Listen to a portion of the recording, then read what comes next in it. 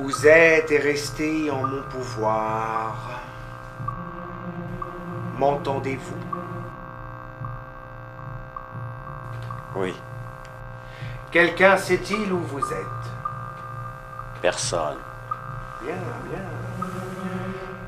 Monsieur Harvard, depuis combien de temps travaillez-vous sur l'affaire du gang des ténèbres? Depuis 1 an. Avez-vous l'intention d'écrire un article dans votre journal, La Capitale? Oui. Quand? Dès mon arrivée à Paris. Demain. Avez-vous parlé de votre travail à quelqu'un? Oui. Un de mes journalistes. Toujours le même? Toujours le même? Oui. Nous n'en tirerons rien de plus. Permettez-moi de prendre votre place, docteur Crookes.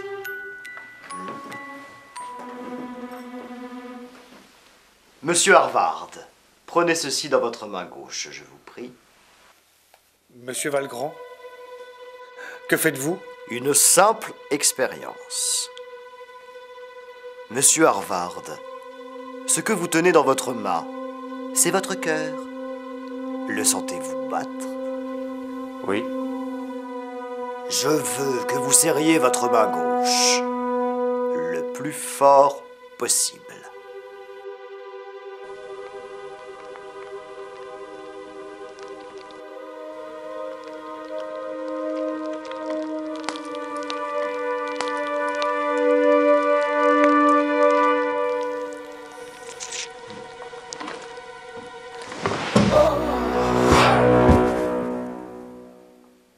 Bien.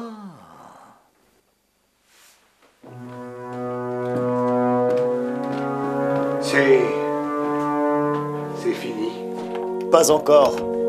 Un journaliste reste au courant. Que faisons-nous? Trouvez-moi ce Charles Jude.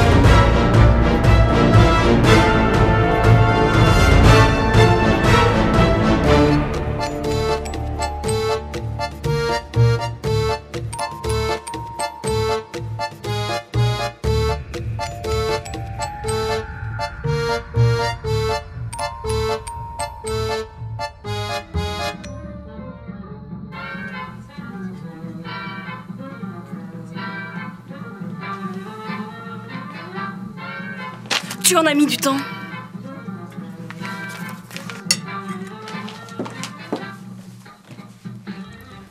Alors, colonel, votre soirée d'anniversaire vous plaît?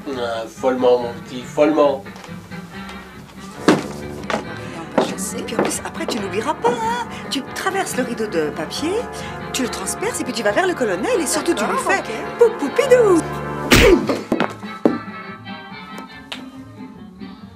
Je vois que vous avez eu le temps de faire connaissance avec mon employé, Monsieur Charles Jude. Nous étions sur le point d'échanger nos adresses. Apparemment, vous n'avez pas été très bavard. J'en suis navré. Cette violente migraine, sans doute. Peu importe désormais.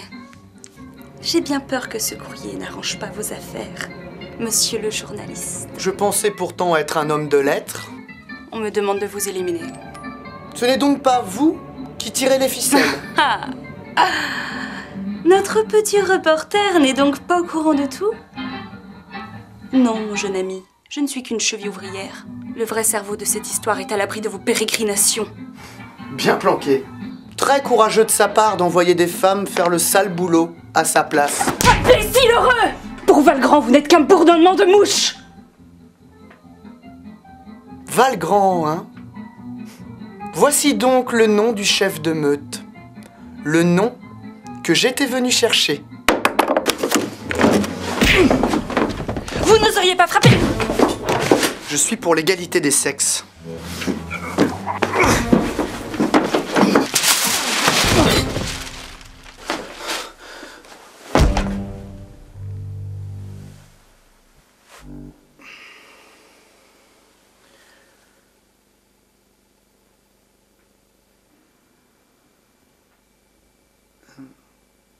Poupoupidou?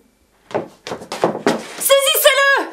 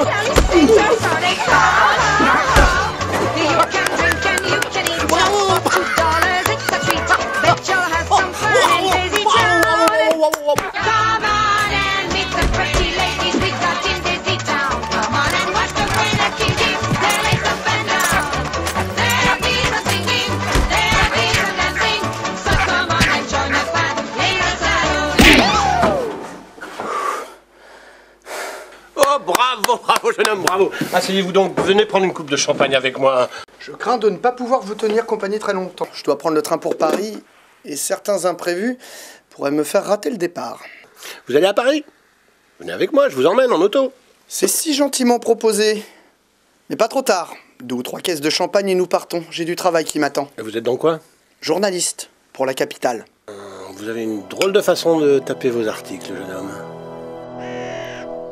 Nous sommes réunis ce matin pour assister dans son dernier voyage notre frère Auguste, rédacteur en chef du journal La Capitale. Il est en route, il n'était pas sur Paris ces Notre derniers pensée jours. va plus particulièrement vers sa veuve Mon Auguste!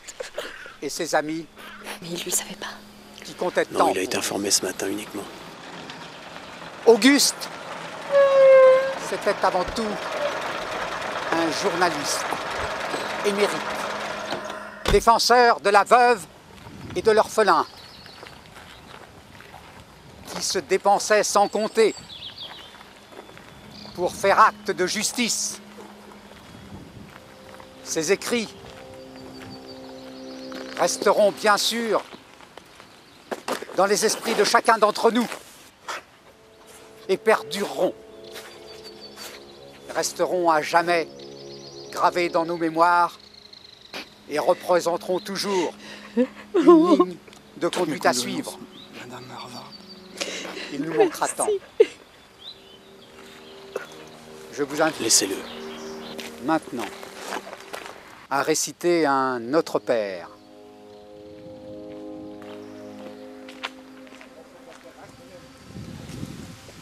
Je te remercie d'être venu aussi vite. Ça aurait pu attendre, Jude. Pas cette affaire. Qu'est-ce qui te fait croire que la mort d'Harvard n'est pas un accident? Il n'y avait rien d'un homme cardiaque. Il y a ce dossier sur lequel on travaillait. Un dossier? Tu es policier. Tu suis l'affaire du gang des ténèbres. Qu'en sais-tu? Depuis plusieurs semaines, nos services sont sur les dents. On a affaire à une série de crimes inexpliqués à travers toute la France. Cambriolage, assassinat. Et à chaque fois, pourtant, on a retrouvé une foule d'empreintes digitales. Le hic. Le hic. Le hic, c'est qu'elles appartiennent toutes à des criminels connus de nos services. Mais des criminels condamnés à mort et guillotinés depuis déjà plusieurs mois. Ce que vous autres, les gratte-papier, vous avez appelé le gang des ténèbres. Tu penses sérieusement que la mort d'Harvard est liée à tout ça? Lui et moi, on travaillait sur cette histoire. Il a dû découvrir quelque chose qui n'a pas plu à certains Gus. T'as des preuves? Juste un nom. Valgrand.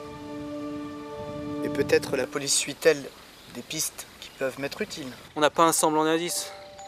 Ou plutôt, on n'en a qu'un. Lequel? Un gars de chez nous a découvert que tous ces criminels guillotinés avaient été enterrés dans une petite ville de Bretagne. Et pourtant, ils n'y ont aucune famille, aucun ami.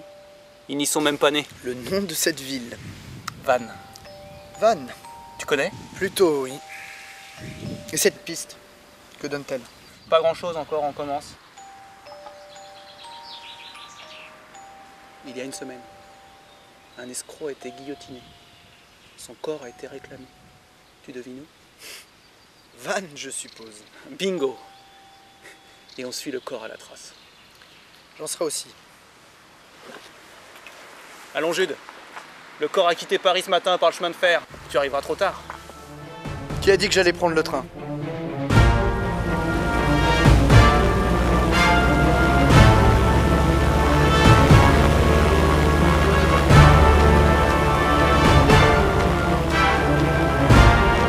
Hé, Jules! Gâche pas tout, tu rates le paysage. Hein? Du noir, du gris et du bruit, sans sas. On est arrivé? Envolé, Audrome de Meucon. À 2 envolées du terminus. On peut dire que t'es une rapide. C'est ce que me disent les hommes.